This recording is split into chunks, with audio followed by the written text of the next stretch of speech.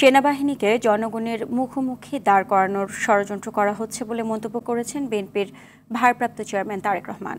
বিকেলে রাজধানীর লেডিস ক্লাবে বিএনপির মিডিয়া সেলের ইফতার মাহফিলে প্রধান অতিথির বক্তব্যে তিনি এসব কথা বলেন।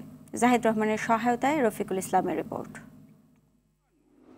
এই সরকারকে বলতে চাই, গণমাধ্যম কর্মীদের সম্মানে রাজধানীর ইস্কাটনের লেডিস ক্লাবে ইফতার মাহফিলের আয়োজন করে বিএনপির মিডিয়া সেল।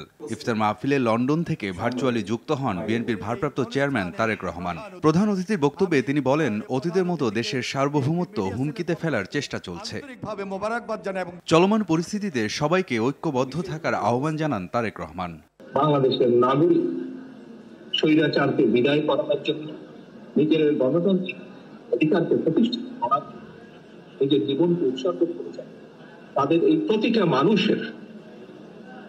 মানুষের এই উৎসর্গ যেন সার্থক, তার জন্য আমাদের সকলকে এক প্ল্যাটফর্মে এসে স্বাধীনতার সার্বভৌমত্বকে বিপন্ন করার উদ্দেশ্যে দেশি বিদেশি ষড়যন্ত্র শুরু হয়েছে বলে অভিযোগ করেন বিএনপির সিনিয়র নেতারা। এই দেশের অস্তিত্বকে নষ্ট করার জন্য দেশে এবং বিদেশে বহু চক্র কাজ করছে। এই চক্রান্ত হচ্ছে বাংলাদেশকে আবার অস্থিতিশীল করা, বাংলাদেশকে আবার বিপদে নিমজ্জিত করবার জন্য। দেশের বিরুদ্ধে চলা সব ষড়যন্ত্র রুখে দিতে গণমাধ্যম কর্মীদের যথাযথ ভূমিকা রাখার আহ্বান জানান বিএনপি নেতারা। মুক্তির আকাঙ্ক্ষাটাকে জনগণের আকাঙ্ক্ষায় পরিণত করতে পারেন। রফিকুল ইসলাম, RTV, ঢাকা।